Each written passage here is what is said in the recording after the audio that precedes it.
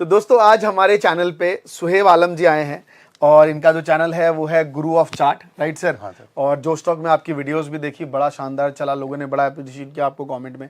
मैंने कहा फिर सर को हमारे यहाँ भी आना चाहिए और बताना चाहिए लोगों को। बहुत सारी सर की अलग अलग स्ट्रैटेजी है, लेकिन आज हमने बात करी सर से कि यार आजकल जो नए आईपीओ बड़े, लोग कहते हैं ना कि आईपीओ आ रहा है, इतने सारे आईपीओ, हर आईपीओ आ रहा है, आईपीओ की बहुत सारी आपने न्यूज़ सुनी है, but as a trader IPO के स्टॉक्स को जब वो लिस्ट हो जाता है और जब उसके चार्ट्स अभी 1 महीना 2 महीना 3 महीने का बना हुआ है, तो उसमें ट्रेड कैसे करें और बड़ा प्रॉफिट कैसे बनाएं, राइट सर? तो सर की वो स्ट्रैटेजी थी, मैंने कहा सर वो आज हमारे पूरे व्यूअर्स को बताइए। Thank you so much sir जी कि आप महात्मा जी टेक्निकल पे आए। थैंक यू जी सर। हेलो गाइस, नमस्कार सभी को और thank you so much Amrish भाई को कि मुझे इन्होंने अपने इस चैनल पे यहाँ पे इनवाइट किया। दोस्तों लास्ट 2 या 3 इयर्स में बहुत सारे मार्केट में ना आईपीओ आए हैं और आज मैं अमरीश भाई के साथ वही आईपीओ की ऐसी स्ट्रेटजी मैं डिस्कस करूंगा जो करीब करीब 3 से 4 साल में जितने आईपीओ आए उसमें रिटेलर्स ना कैसे ट्रैप हुआ है। एक्चुअली सबसे मोस्ट प्रॉब्लम इंपॉर्टेंट ये है यहाँ पर मार्केट में कि आईपीओ में ना एक बहुत बड़ी ट्रैपिंग होती है कि वो रिटेलर्स को ना वही आईपीओ मिलता है जो आईपीओ डंप होता है मोस्टली। वो लग भाई चांस होता है कि अच्छा आईपीओ आपको मिला, अच्छा आईपीओ मिलने के बाद आपको अच्छा प्रॉफिट बना, नहीं तो most probably last 120 120 IPO last 2 years में लिस्टिंग हुए, जिसमें से 60 to 70% आईपीओ ना डंप हुए।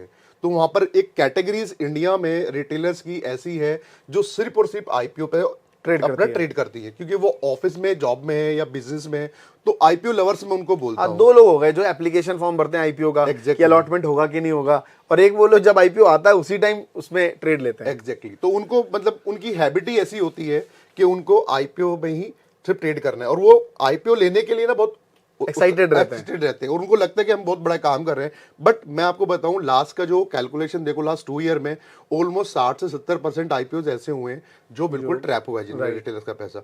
तो आईपीओ के पीछे की एक कहानी बहुत अलग है, उस पर मैंने 1-2 वीडियोज और डाली हुई अपने यूट्यूब चैनल पर, जिस तरीके से ट्रैप होते हैं या कैसे प्री आईपीओ में कैसे हम लोग काम करते हैं, प्री आईपीओ कैसे काम होते हैं। बट आज मैं आप लोगों को ना एक ऐसी स्टडी बताने जा रहा हूँ कि चार्ट अगर आईपीओ ना आज आया हो तो उसको हमें कैसे डिसीजन लेना है एग्जैक्टली कि आईपीओ को हमें अपने पोर्टफोलियो में रखना है या एग्जिट कर लेना है।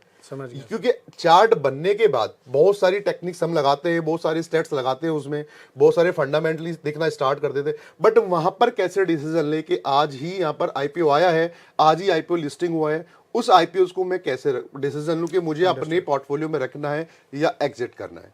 वो सारी चीजें हम लोग चलेंगे अभी आगे टेक्निकली में चलते हैं सर सीधा अपने स्क्रीन पे। मैं थोड़ा सा सर का अकाउंट भी दिखा देता हूँ। जनरली लोग कहते हैं कि यार सर खुद ट्रेड करते हैं कि नहीं करते, तो वैसे बहुत ट्रेड करते हैं, डेली लगे रहते हैं इन चीज़ों में। लास्ट आई थिंक 2 मंथ का जो जुलाई तक का इनका यहाँ पे है, इस वाले ज़रूदा वाले में। मैंने कहा सर ज़रूदा बड़ा अच्छा दिखता है, लोग चमकता है, उनको अच्छा लगता है ग्रीन ग्रीन। एक्चुअली मेरा जो मनी ट्रेडिंग जो ज्यादा होता है वो स्विंग ट्रेड या इन्वेस्टमेंट जो होता है वो टर्मिनल पे सारा है, बट ये ज़रूदा जो मैं यूज करता हूँ स्टडी पर्पस के लिए थोड़ा सा यूज करता हूँ ज़रूदा को, तो ये वही। हाँ सर, मतलब स्टडी में भी अच्छा प्रॉफिट है स्टडी में ही बढ़िया। और अभी मैं सब लोगों को एक बार बता दूं, मैं एक चैलेंज अभी स्टार्ट किया है लास्ट 2 डेज से ही, 1 लाख से 10 लाख ऑप्शन बाइंग में। जिन लोगों की मेंटलिटी ये होती है ना ऑप्शन बाइंग में पैसा नहीं बनता, मैं एक ही चीज बोलता हूं हमेशा कि अगर मैं इन्वेस्ट करके पैसा बना सकता हूं तो ऑप्शन बाइंग भी प्राइस ही है ना।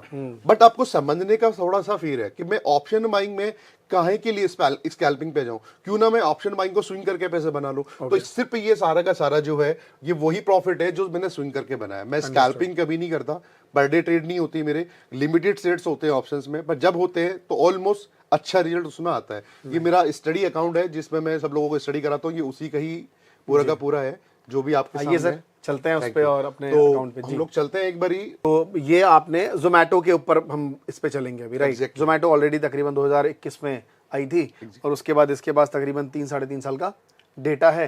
चलते हैं सर आपकी स्ट्रैटेजी पे इस पे आते हैं। ओके, थैंक यू मनीष भाई। सबसे फर्स्ट ऑफ ऑल कि आप लोगों को ये पता होना चाहिए कि जोमेटो, फॉर एग्जांपल जोमेटो है कि आज जो आईपीओ आया है मुझे उस पर ना डिसीजंस कैसे लेना है, रखना है या एग्जिट करना है। तो उसके लिए मैं छोटी छोटी चीजें हैं जो आप लोगों को आज टेक्निकली समझाऊंगा।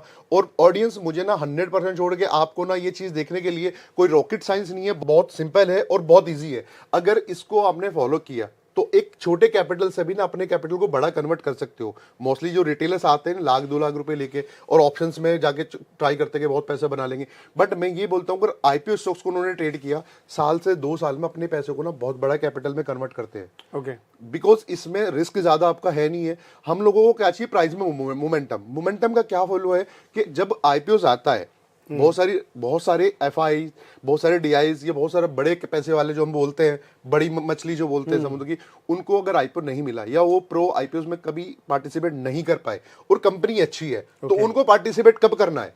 उनको पार्टिसिपेट तब करना है जब कोई भी आईपीओ लिस्टिंग हो जाएगा। तो जब वो एंट्री बनाते हैं, वो पोजीशन हमें ढूंढनी है कहाँ बनती है चार्ट पे। कि जब किसी भी स्टॉक्स में आईपीओ आने के बाद बड़े पैसे वाला एंट्री बनाएगा, तो एग्जैक्टली हमें उसी ट्रेन में बैठना है जहां पर बड़े पैसे वाला जा रहा है। अंडरस्टूड। तो मार्केट का यही फंडा है। आज तक जितने लोग भी स्टडी ढूंढ रहे हैं, सिर्फ वही ढूंढ रहे हैं कि कहां बड़े पैसे वाला जा रहा है, उसी को ढूंढ रहे हैं। तो शायद आज मैं आप लोगों को एक ऐसी चीज बताऊंगा अमरीश भाई कि एग्जैक्ट अगर ये यूज किया आपने, आज के बाद ना स्टॉक्स को पकड़ने का, आईपीओ स्टॉक्स को और ट्रेड करने का नजरिया बदल जाएगा। और पहली एक कैंडल से ही अगर आईपीओ आपको लिस्टिंग हुआ है, पहली एक कैंडल से ही ना आपको आइडिया होगा कि इस स्टॉक्स को मुझे अपने पीएनएल में अपने पोर्टफोलियो में रखना है। देखेंगे जोमेटो के बाद और भी कहे गए नए नए आईपीओ आए, उन पे भी आएंगे। एग्जैक्टली बहुत सारे स्टॉक्स में मैं आपको बैक टेस्टिंग भी दिखाऊंगा, खुद भी मैं ट्रेड करता हूं, उसका रिजल्ट्स भी मैं आपको शेयर कर दूंगा कि रिजल्ट्स कैसे मतलब आए हैं। कई बार होता है आईपीओ कि विद इन 3 मंथ्स में ना आपको 100% का रिटर्न देता है, क्योंकि आईपीओ स्टॉक्स में ना मोमेंटम फास्ट होंगे।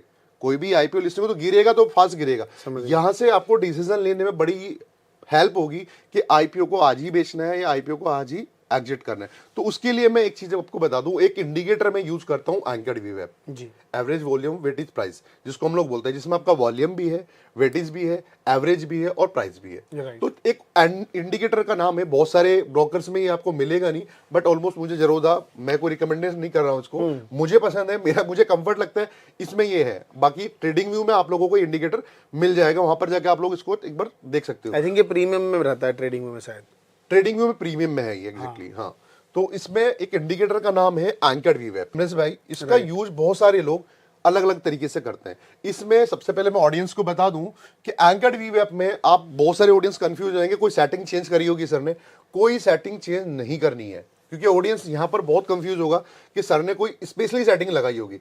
कोई सेटिंग चेंज नहीं करनी है, नॉर्मल रखना है, बहुत सिंपल चीजों को रखना है, कोई भी इसमें आपको ज्यादा बड़ा रॉकेट साइंस नहीं लगेगा। अमरीश भाई ये हमने लगाया एंकर्ड वीवेप, इसको सबसे मेन चीज क्या है कि हमें यूज करना आना चाहिए। राइट, हमें इसका यूज करना आना चाहिए।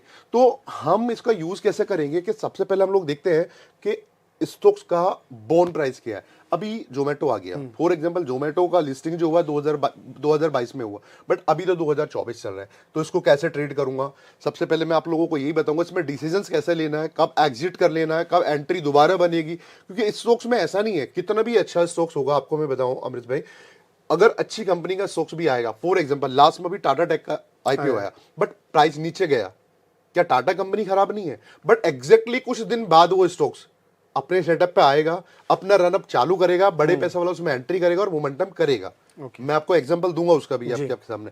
तो हम लोग इसमें क्या करते हैं कि सबसे पहले इसको लगाते हैं अपन बोन प्राइस पे। बोन प्राइस हम लोग बोलते हैं फर्स्ट कि जो अभी पूरा चार्ट अब भूल जाओ, एग्जैक्ट आगे क्या होना है स्टॉक्स में मुझे भी नहीं पता और आपको भी नहीं पता।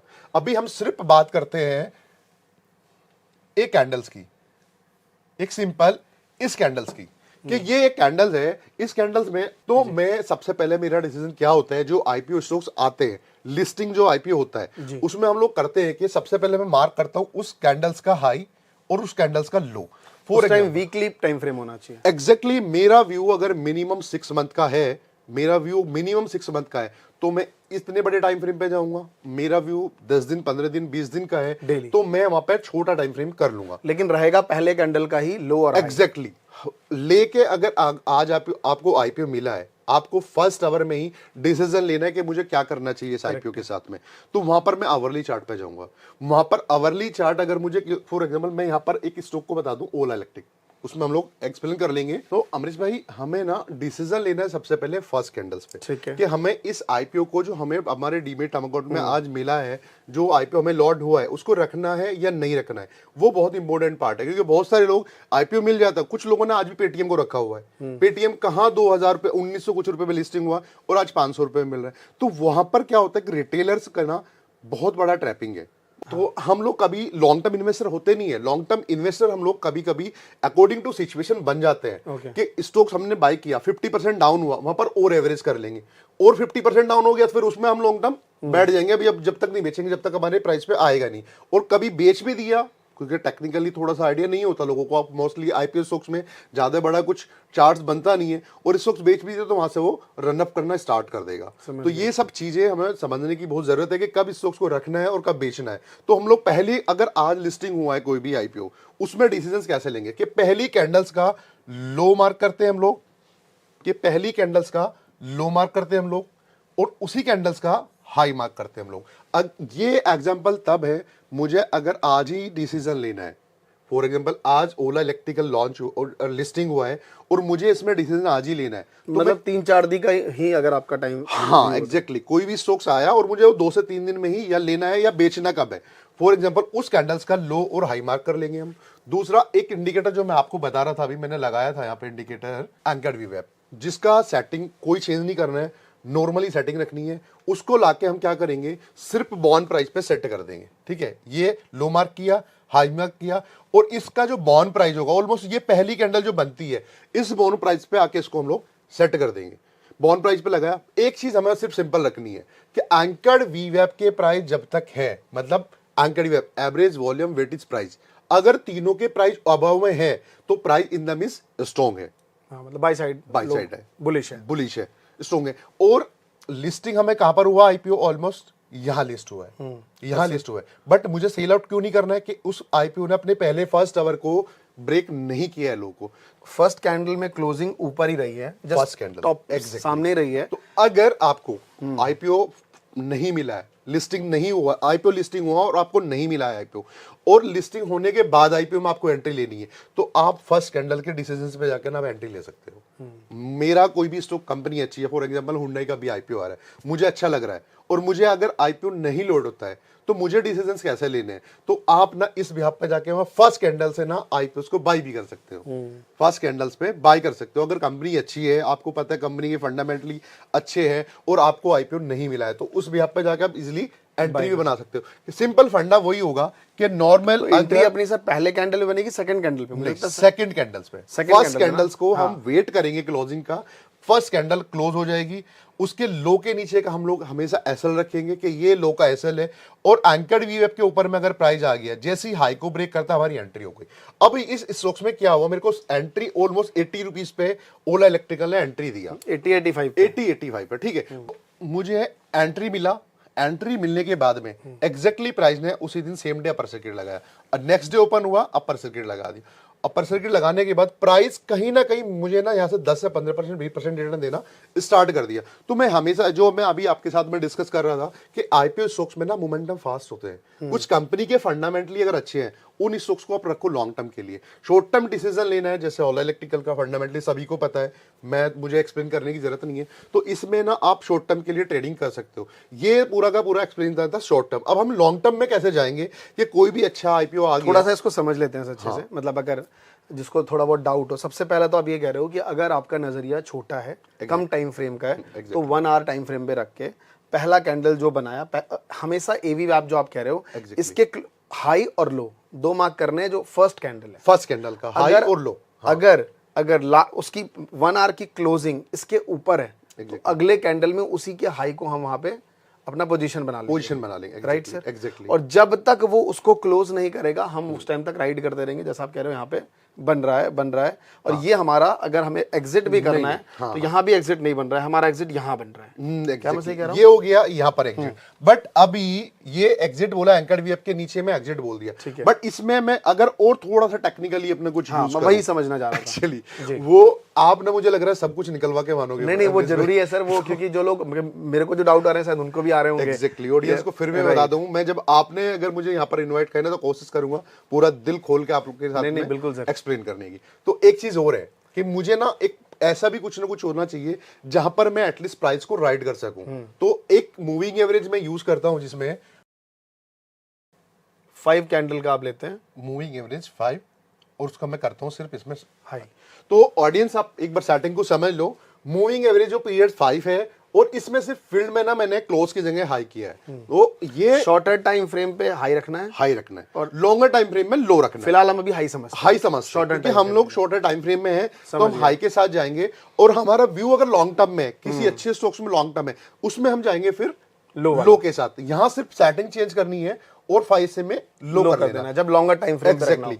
जब आपको अच्छा रिटर्न आ जाए और आपका शॉर्ट टर्म व्यू है तो एक चीज ऐसी भी होनी चाहिए जहां से आपको थोड़ा सा आइडिया, अमरीश भाई, कि इस स्टॉक्स में मुझे निकाल लेना चाहिए, मेरा हो गया, मतलब मुझे अच्छा प्रॉफिट मिला है, प्राइस ने 88 पे आपको एंट्री दी और एग्जैक्टली 140 145 60% का 60-70% का ऑलमोस्ट ये मूविंग एवरेज जो 5 SMA हाई है आपको एग्जिट उस दिन में बोल दिया जिस दिन इसने एक बड़ी सी कैंडल्स बनाई है। अपना हाई बनाने के बाद बड़ी कैंडल्स ने, क्योंकि आप अगर देखोगे ना इस पूरी जर्नी में कहीं भी एग्जिट बनता कहां पे है सर? जब वो पूरा क्लोज करके क्लोजिंग दे, एटलीस्ट एग्जैक्टली क्लोज जहां इसने कर दिया। थोड़ा सा कैसे समझना चाहता हूं मैं। अब क्लोज तो यहाँ पे भी दे रहा है, मान लो इसने क्लोजिंग यहाँ पे दी है, क्लोजिंग यहाँ पे भी दी है, यहाँ पर सेम उसी लाइन एग्जैक्टली। मैं एक चीज और बता दूं आपको, अगर आपने यहाँ पर एंट्री मिस करी है तो इसने क्या किया, अगेन एंट्री दी है। तो यहाँ पर एग्जिट करने का रीजन ये था कि मेरा बड़ा मूवमेंट यहाँ पर अभी नहीं आया, यहाँ पर ऑलमोस्ट मुझे 20 से 25% का रिटर्न मिल रहा था। इसके नीचे अगर मैं क्लोज कर देता, यहाँ पर ऐसे लेने से बेटर है कि मैं अपनी यहाँ पर ऐसे ले लूं। ठीक है, बट यहाँ पर एसएल और यहाँ से और यहाँ में ना एक बहुत बड़ा डिफरेंस अगर आप देखोगे, यहाँ से यहाँ में 25 से 30% तो ये भी थोड़ा समझना पड़ेगा कि यार इससे अभी बहुत गैप है, बहुत गैप है। भले मूविंग एवरेज के सिंगल एक कैंडल, सिंगल एक इंडिकेटर पे आप ले सकते हैं, मिक्स एक मोमेंटम बनाना पड़ेगा। और ये सारा का सारा हम लोगों का एक शॉर्ट टर्म के लिए, जब इसको हम चेंज लॉन्ग टर्म में जाके देखेंगे ना बहुत अच्छे रिजल्ट्स आएंगे। ये तो सिर्फ वो मैं आप लोगों को एक्सप्लेन कर रहा हूँ अभी ऑडियंस को, जो हम लोगों का व्यू 2-3-4 दिन के लिए, तो थोड़ा सा वहां पर आपको अपने शार्पली माइंड के साथ में एग्जिट करना पड़ेगा, बिकॉज यहाँ एंकर्ड वी वेब और मूविंग एवरेज में बड़ा गैप नहीं है, बट यहाँ एंकर्ड वी वेब और मूविंग एवरेज में एक बहुत बड़ा गैप है। तो यहाँ यही एक रीजन था, मेरे जो लोग टेलीग्राम में मेरे साथ में, मैंने वही बोला था 145 पे ओला एग्जिट, मतलब मेरा हो गया। इसका सबसे बड़ा रीजन ये है क्योंकि मुझे इस कंपनी के फंडामेंटली भी थोड़े अच्छे नहीं लग रहे थे और उसका रिजल्ट यही था। इसके बिहाफ पे एंट्री अगर ऑडियंस को समझनी है, मैं फिर से एक स्टॉक्स में चल रहा हूँ, वहां पर फिर डाउन फेज आ गया, एक बड़ा कैंडल है, बहुत बड़े कैंडल का डाउन फेज है, तो यहीं पर ही हमने एग्जिट करी। ये हमारा पूरा का पूरा शॉर्ट टर्म व्यू था। शॉर्ट टर्म ये वाला जो स्टॉप लॉस जनरली लोग लगा के रखते हैं कि चलो भाई ये वाला लेवल पे रखते हैं, तो बच जाएगा, वो बच जाएगा। तो ये सिर्फ एक मूविंग एवरेज ने इतना बड़ा गैप आपका जो है ऑलमोस्ट 20% का रिटर्न जो बचा दिया। आपने वहां टॉप पे पहले एग्जिट किया है, समझिए इसको देखते हुए। तो ये तो इसका एक ये रीजन था। मैं आपको बताता हूं अब इसमें हम लोग इसमें लॉन्ग टर्म क्यों कैसे कर सकते हैं, कि लॉन्ग टर्म अभी तक हमने देखा शॉर्ट टर्म व्यू में कि कैसे डिसीजंस लेने हैं हमें आईपीओ स्टॉक्स में, पर अभी मैं आपको बताऊंगा अगर आपका व्यू किसी भी स्टॉक्स में लॉन्ग टर्म के लिए है तो उसको लॉन्ग टर्म में कैसे लेके हम राइड कर सकते हैं प्रॉफिट को। और सबसे मोस्ट इंपॉर्टेंट पार्ट ना यही है कि एग्जैक्टली जो स्टॉक आपको अच्छा स्टॉक मिल गया है तो उसको राइड कहां तक करना है ना, आज तक यही सब लोग उलझे हुए हैं। तो मैं आज कोशिश करूंगा कि शायद इस मूविंग एवरेज के बिहाफ पे आज के बाद आपको ना बहुत सारे स्टॉक्स अगर आपके पोर्टफोलियो में मल्टी वगैरह बनते दिखेंगे। मतलब आपको मल्टी वगैरह जब स्टॉक्स बनते हैं ना, हमें भी नहीं पता होता जो मेरे पोर्टफोलियो में होते हैं, बट जब सेटअप को राइड करना सिखाता है, सेटअप जब प्रॉपर राइड करना आ जाए आपको, तो वो मल्टी वगैरह स्टॉक कन्वर्ट हो जाते हैं साल 2 साल में आपके पास। तो जो हम लोगों ने अभी देखा था, आपको देख रहे थे हम लोग कि एक मूविंग एवरेज था, मूविंग एवरेज में हमने हाई किया था। यहाँ सिंपल एक ही काम करना है, ये सेटिंग में से ना सिर्फ लो कर लेना है, पीरियड 5 रखना है, पीरियड 5 करना है। बिकॉज ऑफ यहाँ मेरा ना व्यू लॉन्ग टर्म व्यू है, मेरा व्यू स्मॉल व्यू नहीं है, लॉन्ग टर्म व्यू है। लॉन्ग टर्म व्यू का मतलब लो किया। अब मेरा सिंपल है कि वीकली में अगर मेरा मिनिमम 6 मंथ या आने वाले साल 2 साल 3 साल के लिए मेरा व्यू किसी स्टॉक्स में एक ही काम है, एंकर वीएफ के ऊपर में प्राइस आ गया, एसएल कहां पर होगा ऐसे स्टॉक्स का, एसएल मिनिमम बॉन्ड प्राइस के नीचे में। अगर कोई भी स्टॉक लॉन्ग टर्म तक चला है ना इस तरीके से, उसका एसएल बॉन्ड प्राइस पे हम लोग रखेंगे। और जैसे ही मूविंग एवरेज और प्राइस एंकर वीएफ और 5 से में लो के ऊपर में आता है, उस स्टॉक में हम एंट्री लेंगे और उसको प्रॉपर राइड तब तक करेंगे जब तक वो एक कैंडल्स क्लोज ना मिनिमम अपने 5 ऐसे में लो के नीचे में ना कर दे। राइड करना सबसे मोस्ट इंपोर्टेंट पार्ट है हम लोगों का, इन्वेस्टिंग का भी और ट्रेडिंग का भी, क्योंकि हम लोगों को रिटेलर्स की ना हैबिट क्या है, लॉस में बैठने की हैबिट है हमें, कि लॉस को हम प्रॉपर राइड करेंगे जब तक प्राइस जीरो ना हो जाए, या एटलीस्ट स्टॉक इन्वेस्ट भी किया है जब तक कम से कम 70% 80% के हम लोग लॉस में ना जाए, उसको राइड करेंगे। बट किसी भी स्टॉक में अगर हमें 100% रिटर्न दे दिए ना आने वाले महीने में या 2 महीने में, उसको हम कभी अपने पोर्टफोलियो में नहीं रख पाते। मेरा हमेशा फंडा है 100% रिटर्न आया, 50% बेचा, 50% बोनस अमाउंट से छोड़ दो, बस 50% छोड़ दिया। अब कौन बेचेगा? अब ये मूविंग एवरेज जो मैंने लगाया है, इस मूविंग एवरेज पे मैं आपको मेरे पोर्टफोलियो में लास्ट 2-3 ईयर्स में जितने आईपीओज आए हैं मोस्टली मैंने वॉच लिस्ट में लगाए हैं। पूरे बैक टेस्ट करके आपको दिखाऊंगा, और ऑडियंस आप भी ना खुद से बैक टेस्ट करना, सीरियसली बहुत मजा आएगा। सिंपल फंडा एक ही है, एग्जिट अगर मेरा व्यू लॉन्ग टर्म है, एग्जिट तभी करना है जब तक इस मूविंग एवरेज के नीचे में कोई एक कैंडल्स क्लोज ना कर दे। हम लोग अमरीश भाई मल्टी बिगर ढूंढते हैं स्टॉक्स, मल्टी बिगर मुझे पता होता ना इसी स्टॉक ऐसे भागेगा पूरा, तो मैं पूरी प्रॉपर्टी बेच के ना इस स्टॉक में इन्वेस्ट कर देता, आज मैं करोड़ों का मालिक होता, क्योंकि इस स्टॉक की वैल्यू क्या हुई है, 300 रुपए का स्टॉक 3700 रुपए पे घूम रहा है। कितने दिन में? ऑलमोस्ट 2024 के अक्टूबर में स्टॉक था, आज 300 रुपए का स्टॉक 3500 रुपए हो गया। बट बनने के बाद सबको पता चलता है एक सेटअप ऐसी चीज है जहां पर आप लिमिटेड क्वांटिटी, इस सेटअप से वो ये नंबर्स आप ढूंढ सकते हो, राइट? राइड कर सकते हो। नंबर ढूंढना नहीं, मतलब मैं मिनिमम मेरा अकाउंट है, एक स्टॉक्स में 3% 5% फंड डाला, बट वो 5% फंड कब बड़ा कैपिटल बन गया? 300 रुपए के स्टॉक में फॉर एग्जाम्पल मैंने लाख रुपए भी स्टॉक इन्वेस्ट किए तो मुझे 300 स्टॉक मिले, आज वो कैपिटल की वैल्यू जो है लाख रुपए की 10 लाख रुपए बनी है, राइट? लाख रुपए की वैल्यू भी 10 लाख रुपए, तुम इनफ है। ऐसे स्टॉक अगर साल में आपने 2 भी राइड कर लिए ना, आपका काम हो जाना है, इससे ज्यादा और इन्वेस्टिंग में कुछ नहीं चाहिए आपको। अभी हम ये चलते हैं, ठीक है। एक चीज ये तो मैंने आपको नॉर्मली बता दी कि एंट्री कैसे करनी है। एक प्रॉब्लम ये है कि आईपीओ आया, आईपीओ गिरा, स्टॉक्स फॉल करना स्टार्ट किया, अगेन उसमें एंट्री कब बनेगी? पेटीएम ढूंढ ले, पेटीएम देख ले, पेटीएम आज तक एंट्री नहीं दी। पेटीएम ऐसा आईपीओ था जो ऑलमोस्ट सबको मिला था। जैसे सबको मिलने के बाद में हुआ क्या, बहुत बड़ा रिटेलर ट्रैप हुआ इस स्टॉक्स में, राइट? आज भी। बट जो हम लोगों ने अभी डिस्कस किया था रिसेंटली, हम लोग जो छोटे टाइम फ्रेम पे डिस्कस कर रहे थे कि हमें करना क्या है, फर्स्ट कैंडल का हाई लो मार्क कर लेना है, Correct. उसके बॉन्ड प्राइस पे जाके एंकर वीएफ लगा लें, और जैसे ही हम लोग इसके नीचे में कहीं क्लोजिंग देखते हैं, कितना भी अच्छा आईपीओ क्यों ना हो, आपको कभी अपने पोर्टफोलियो में रखना नहीं है। सारी दुनिया बाय करने के लिए बोल रही होगी, आपको नहीं रखना। एग्जैक्टली मेरे 12 साल के एक्सपीरियंस में मैं बताऊंगा, ऑलमोस्ट आपको ना 20 से 25 स्टॉक वॉच लिस्ट में ऐसे हैं जो करके भी दिखाऊंगा कब कब एंट्री मिली है। आईपीओ अच्छी कंपनीज क्या, ऐसा नहीं है, प्रॉब्लम क्या है कि अच्छी कंपनीज के आईपीओ आते हैं वो भी वन टाइम में फॉल करते हैं, बट जब वो दोबारा एंट्री आपको देते हैं तब आपको ना फंडामेंटली चीजें बाद में आनी ठीक होती है। जैसे अभी जोमेटो का हम एग्जांपल ले लेना, अब वो प्रॉफिटेबल दिखना स्टार्ट हो गया, बट जब आईपीओ आया था, जब जोमेटो भी प्रॉफिटेबल में नहीं था, उसके बाद दोबारा एंट्री स्टॉक्स ने दी, अब उसकी जो रिजल्ट्स आ रहे हैं ना, उसका जो आ रहे हैं निकल के रिजल्ट्स, वो भी कंपनीज भी डे बाई डे प्रॉफिटेबल होता जा रहा है, तो स्टॉक्स भी उसी तरीके से गेन कर रहे हैं। अभी पेटीएम का क्या है कि पेटीएम ने पहले ही वीक या दूसरे ही वीक में बोल दिया भाई मेरे को सेल आउट कर दो। अब आप देखो इसमें ना मॉर्निंग इसका फर्स्ट वीक का हाई और लो, हम लोगों ने क्या डिस्कस किया था इसमें? डिस्कस ये किया था कि जैसे ही लो ब्रेक होगा हम लोग उसको एंट्री करनी ही नहीं है, या अगर आईपीओ लोड हो भी गया है तो उस आईपीओ को हमें सेल आउट कर देना है, कुछ भी हो जाए रखना नहीं है। Correct. कब दोबारा एंट्री देगा दोबारा खरीद लेंगे, टाइम लेगा, महीने 2 महीने 3 महीने हो सकता है, टाइम ले, बट एक लॉन्ग टाइम जर्नी जो आपके पैसे की है उसको कहीं और यूज करो ना, किसी स्टॉक्स में। करेक्ट है। और हो सकता है कई बार ऐसे भी हुआ है। अब इसमें अगर आप देखोगे फाइनली हुआ क्या कि यहाँ पर रिटेलर्स इतना ट्रैप हुआ कि आज तक उसका प्राइस ही नहीं आ पाया स्टॉक्स का, और ये एंट्री बनी नहीं थी बहुत दिनों तक, अगर आप देखें बहुत दिनों तक कहीं एंट्री नहीं बनी। नहीं। एक एंट्री उसमें बनी है, एक बनी है, बट उसमें रिसेंटली क्या हुआ, एक एंट्री बनने का वहां पर एक न्यूज आया था जिसका पेटीएम बैंक बंद हुआ है, उसके बाद स्टॉक फिर फॉल किया है, राइट? तो सिंपल फंडा था, एंट्री बनी यहाँ पर, ये वाले सिनेरियो में बनी, एंट्री ली, बट अगर नीचे क्लोज कर गया तो मुझे फिर एग्जिट करना है। हाँ, एनी हाउ एनी कोर्स 700 रुपए स्टॉक फिर 300 रुपए आया, क्योंकि यहां पर इस सिनेरियो में इसका पूरा एक न्यूज था जहां पर इसका पेटीएम बैंक क्लोज हुआ था। तो ये तो एक एग्जांपल हो गया इसका, मैं आपको बता दूं। अब एक आईपीओ आया था पॉलिसी बाजार, ये आईपीओ भी ना लास्ट में वही आईपीओ आप लोगों को ऑडियंस बता रहा हूं जो लास्ट 2 या 3 इयर्स में आए हैं। जैसे जोमेटो हो गया, पॉलिसी बाजार, ये 2020 में लॉन्च हुआ इसका आईपीओ, मतलब लिस्टिंग जो हुआ है 2020 में। जो रूल सबसे पहले क्या था अमरीश भाई, रूल्स वही था कि हमने ना क्या करना है, क्लोज ऊपर देगा या नीचे देगा और लो मार्क कर लेना है।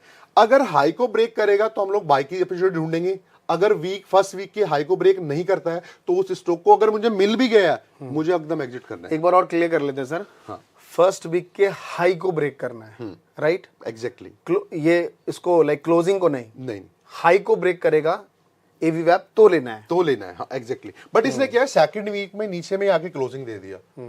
जब मैं एंकर्ड वीवैप को अगर सेट करता हूँ फर्स्ट वीक में, इसने सेकंड वीक में नीचे क्लोज किया और नीचे वीक क्लोज करने के बाद प्राइस का क्या हुआ, एग्जैक्टली प्राइस ने इतना रिटेलर ट्रैप हुआ है ना यहाँ पे, मतलब ऑलमोस्ट प्राइस यहाँ पर क्या था इसका 1300 रुपए का ऑलमोस्ट प्राइस था और बाद में इसको पहली आपको एंट्री यहाँ 400 रुपए मिला है। बाद में ये स्टॉक आपको 400 रुपए मिला है। बट ये मूविंग एवरेज को मैं चेंज कर लेता हूँ सेटिंग, बिकॉज लोग कंफ्यूज हो जाएंगे नहीं तो। यहाँ पर मुझे इसको रखना है लो, अगर हाई पे है तो।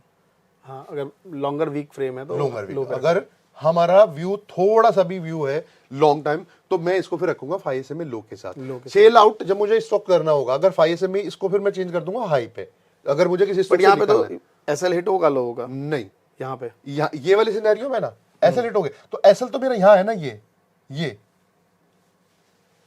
मैं अगर एसएल इसी का लो रहेगा। एग्जैक्टली यहां अगर मैं एंट्री लेता हूं वहां 5 SMA लो के नीचे का मेरा एसएल रहेगा और मैं अगर प्रॉपर एंट्री ले लूं या 2-3 वीक इसके नीचे ऊपर रखूं तो एंकर्ड वीवैप का भी हम एसएल रख सकते हैं। यहां डिसीजन थोड़ा सा आपको लेना है कि यहां पर एसएल का ज्यादा डरना नहीं है। एसएल या तो 5 SMA लो रख लेंगे हम लोग, क्योंकि यहाँ मूविंग एवरेज और एंकर्ड वीवैप में ज्यादा डिफरेंस नहीं है। ऑलमोस्ट यहाँ का और यहाँ का एसएल ना 3% का होगा। 3% 5% से ज्यादा का एसएल नहीं होगा और मोस्टली इन्वेस्टिंग में हम लोग 3 से 5% का एसएल लेके भी चलते हैं, 7% का लेके एग्जैक्टली लेके चलते हैं। अगर आपका नजरिया 6 महीने का 6 महीने का मिनिमम में। बाद में फाइनली क्या हुआ, स्टॉक ने एक रन बुल करना स्टार्ट किया। यहां से आपको यहां पर एग्जिट क्यों नहीं करना है, इसका रीजन मैं ऑडियंस से जानना चाहूंगा। आप लोग कमेंट्स में जरूर बताना यहां एग्जिट क्यों नहीं करूंगा। आप लोग सब कमेंट्स में जरूर बताना यहां एग्जिट क्यों नहीं करूंगा, क्योंकि एंकर वीवैप के ऊपर है। एग्जैक्टली मैं वही बताना चाह रहा हूं। यहां एंट्री मेरी बनी, प्राइस चलना स्टार्ट हुआ, एक एग्जिट इसने यहां दिया है, बट यहां एग्जिट क्यों नहीं करूंगा, बिकॉज मेरे पास एक और लक्ष्मण रेखा है। इसको मैं हमेशा लक्ष्मण रेखा बोलता हूं। इसको मैं ऑप्शंस में भी यूज करता हूं बहुत अच्छी तरीके से। इसी के व्याप पे मैं स्विंग ट्रेड करता हूं, जो मंथली ऑप्शन। अगर आप इस वीडियो में बहुत अच्छे व्यूज दोगे, लाइक दोगे और कमेंट्स तो जैसा आपको लगे वो करिए, है ना। तो आप अगर आप व्यू अच्छा दे रहे हो, लाइक अच्छा कर रहे हो, तो फिर वो ऑप्शन वाली जो स्ट्रेटजी है बिल्कुल वो अगली वीडियो से, क्योंकि ऑप्शन से मैं ना वीकली बाइंग नहीं करता हूं, मैं मंथली ऑप्शन या next week to next week buy करता हूं, जिसमें मैं सिर्फ स्विंग ट्रेड करके, मतलब मंथली एक्सपायरी वाला, मतलब एक वीक अगले वीक के बाद, मिनिमम ट्रेडिंग के 15 डेज छोड़ के मैं ऑप्शंस को ट्रेड करता हूं। एटलीस्ट मेरे पास 15 डेज होने चाहिए, उसके नेक्स्ट जो भी कॉन्ट्रैक्ट होता है मैं उसको ट्रेड करता हूं। वीकली वाला मोस्टली मैं ट्रेड नहीं करता हूं। तो एक एग्जांपल मैंने आपको ये दे दिया कि पूरा का पूरा सिनेरियो क्या बना है, वहां से बुल रन करना स्टार्ट कर दिया। अब ना एक एग्जांपल मैं और दे दूं आपको कि फर्स्ट जो एंट्री आप लोगों को मैं बता रहा था, रूल्स सिंपल वही है। भाई रूल क्या है, लो ब्रेक नहीं हुआ, रो ब्रेक नहीं हुआ, एंकर वीवैप सेट किया हाई मिला और स्टॉक्स ने आपको ऑलमोस्ट वहां से डबल कितने दिन में, within 4 week, sorry 8 weeks में प्राइस डबल हो गया। शॉर्ट टर्म व्यू के हिसाब से भी आप एग्जिट बना सकते हो अपने स्टॉक्स का। इसमें मैं अगर आपको और एक स्टॉक्स बताऊं जाके एक एग्जांपल और दूं, री एंट्री में बहुत प्रॉब्लम आएगी। कोई भी स्टॉक अगर आया है, कोई भी स्टॉक, अमरीश भाई एक स्टॉक को मैं बता रहा हूं, जोमेटो। अब लास्ट एक क्वेश्चन हमारा ये भी है, लोगों का भी है कि जोमेटो यहां तक आ चुका है। हाँ, अब ये एंकर व्यू आपके बहुत ऊपर है। हाँ, इसके बीच में बहुत बड़ा डिफरेंस है। एग्जैक्टली तो क्या अब एंट्री दोबारा कैसे एंट्री बनेगी? यहां पर प्रॉपर एंट्री मेरी नहीं है, अकॉर्डिंग टू मी एंट्री नहीं है। क्योंकि जो मेरी बेस्ट एंट्री कहां थी, जो हम लोग अभी डिस्कस कर रहे थे, बेस्ट एंट्री मेरी यही थी कि एंकर्ड ईएफ के ऊपर क्लोज आया प्राइस, मेरा 80 रुपीज पे एंट्री, तो मतलब ये हाथ से चला गया। हाँ, ये अभी हाथ से निकल गया। अब क्या होगा, प्राइस जितना बुल रन किया है ना, प्राइस में हमेशा दो चीज होती है, एक टाइम वाइज करेक्शन होगा, एक प्राइस वाइज करेक्शन होगा। या तो किसी भी न्यूज की वजह से इसमें प्राइस वाइज करेक्शन आ जाए, या किसी भी हिसाब से मार्केट दोबारा से एंकर व्यू आपको क्लोज करे, फिर उसको हाई एग्जैक्टली, या ये थोड़ा सा टाइम वाइज करेक्शन में चला जाए, वो मेरे लिए बेस्ट रहेगा री एंट्री के लिए। तो उस टाइम फिर एंकर व्यू इसके पास आ जाएगा। एंकर व्यू में बहुत दूरी है अभी, तो प्राइस या तो किसी भी न्यूज बेस फॉल करेगा, या अभी मैं एक चीज और कर सकता हूं इसमें री एंट्री लेने के लिए। मैं यहां पर अगर मुझे री एंट्री करनी है, वो एक सीक्रेट है जो मैं सिर्फ आपको भी इसलिए बता रहा हूं बिकॉज आपने इतने दिल से यहां बुलाया है कि एंकर्ड वीवैप का जो लास्ट स्विंग बना होगा, उसका जो लो बना होगा लास्ट ना, मैं फिर उसको जाके वहां सेट कर दूंगा। फिर मैं इसमें क्या करूंगा, मैं आप लोग ऑडियंस को बता दूं, अगर कोई भी एग्जांपल कोई स्टॉक निकल गया है, तो निकलने के बाद मैं वो बॉन्ड प्राइस जो मेरा था बॉन्ड प्राइस से मैंने एंकर वीएफ हटाना है। जो लास्ट उसने जो स्विंग बनाया है, ये जो स्विंग बनाया है, ये इस तरीके का कोई भी स्विंग बना हो, ये तो डोजी हैमर है। हाँ, मतलब प्राइस में स्विंग बनाना है। यहाँ पर इसने प्राइस ने क्या किया, एक प्राइस वेज करेक्शन किया है, इसको मैं बोलता हूँ प्राइस वेज करेक्शन। मतलब प्राइस जब कभी भी ऐसा चलता है, ये वाले इसमें होता है टाइम वाइज करेक्शन। जब प्राइस फॉल करके ऐसे करे ना, वो होता है हम लोगों के हिसाब से प्राइस वाइज करेक्शन। तो इसने यहाँ प्राइस वाइज करेक्शन किया, तो मैं क्या करूंगा, एंकर्ड वीएफ जो मैंने बॉन्ड प्राइस पे सेट किया था, उसको लाके यहाँ सेट कर दूंगा। बट जो लोग सर कैंडल के अकॉर्डिंग लाइक डिसीजन लेते हैं, कैंडल पैटर्न कितना समझना जरूरी है कि अगर आप देखिए इन्वर्टेड हैमर ये बना हुआ है Exactly. और यहाँ पे बिल्कुल ऑप्शन सेलर जो है बिल्कुल डूबे, मतलब बायर्स ने पूरा संभाला। मतलब इस कैंडल के बाद लोगों को यहाँ पे एंट्री बनाई होती, तो ये भी मतलब ये भी अगर, एक अच्छा अगर आप मतलब मुझे एक चीज समझ आती है, आपकी स्ट्रेटजी बहुत अच्छी है, बट अगर आप कोई भी एक स्ट्रेटजी, मतलब अगर आप कैंडल के बेसिस पे भी अपनी ट्रेड लेते हो ना 5 साल तक, वो भी आपको प्रॉफिट बना के देगा। मेरा एक मानना है, अगर आपने इस स्टॉक मार्केट में एक ट्रेड लाइन को 3 से 4 साल प्रैक्टिस कर लिया ना, वो भी आपको पैसा बना के देगी। प्रॉब्लम क्या है हम लोगों के साथ में, कि हम वो होता है ना बंदर की तरह उछल कूद बहुत करते रहते हैं, कि किसी एक चीज को कंटिन्यूसली पकड़ के प्रैक्टिस नहीं करते हैं।